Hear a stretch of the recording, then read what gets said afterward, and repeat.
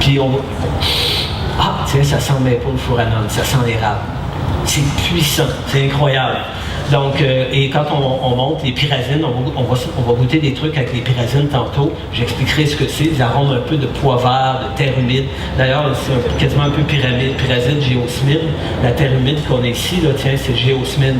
Si vous sentez un peu le sol, là, la terre humide, c'est géosmine qui est ici. Donc, vous voyez, mais chacun a des seuils de perception. Donc, ça joue, on peut jouer avec ça en cuisine. Quand on sait ça, on peut s'amuser. Il y a des doses à respecter.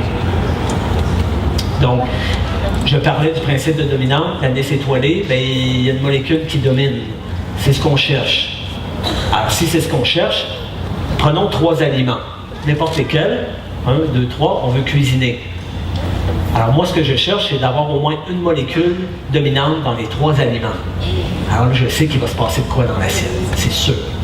Pour avoir fait des centaines de tests dans les dernières années. Cette année, je viens de passer 5 mois en cuisine, sans arrêt, à inventer 10, 12, 15 recettes par jour, toujours sur cette piste aromatique-là. C'est incroyable. Puis, on peut avoir une molécule qui domine dans les 3 aliments, mais ici, il y en a 2 autres. Elle ne domine pas dans les 3, mais elle est dans 2. Aliment 1, aliment 3. 2 autres ici, aliment 2, aliment 3. Donc, on arrive à créer quelque chose qui va avoir beaucoup de matière, beaucoup de choses qui vont s'enchevêtrer, puis ça va se tenir. Ça explique la cuisine qu'on fait depuis toujours. On peut l'expliquer scientifiquement pourquoi on fait telle recette. Mais par la compréhension, vous pourriez dire, grand bien lui fait de comprendre ça scientifiquement. A-t-on besoin de ça? Moi, je me dis oui, parce que par la compréhension, on sait où aller après. Parce que souvent, par la science, on va avoir d'autres idées. Moi, je ne suis pas un scientifique. Il y en a qui disent, oui, tu as un esprit scientifique. J'ai peut-être un esprit scientifique, mais je ne suis pas un scientifique. Donc, je peux regarder, avec mon expérience de gastronomie, d'alimentation que j'étudie depuis 25 ans, et des vins, des boissons, regarder ça par une autre fenêtre. Les scientifiques qui travaillent dans ce domaine-là, ils regardent toujours par la même fenêtre, c'est bien correct. On a besoin de lui, il fournit la matière. Moi, je viens juste de regarder un autre sens. Je dis, ah tiens, on pourrait aller là. Alors, c'est ce qui fait que fenêtre tout ce principe d'harmonie sur le riz moléculaire.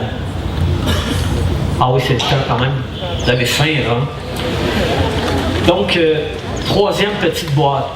Qui se ressemble, s'assemble.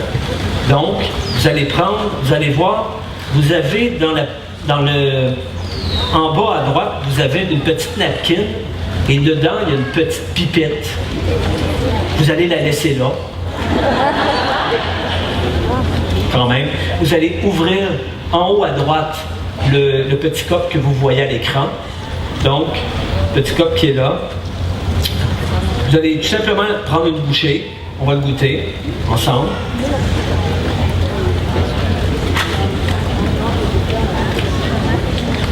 Ça fait du bien, c'est frais. Quand vous allez avoir pris une bouchée, vous allez prendre la petite pipette. Vous allez vider le contenu peut-être à la moitié ou un peu plus la moitié dedans, puis le reste, ben, tiens, dans la bouche pour voir ce que c'est. Et vous allez me dire ce que c'est.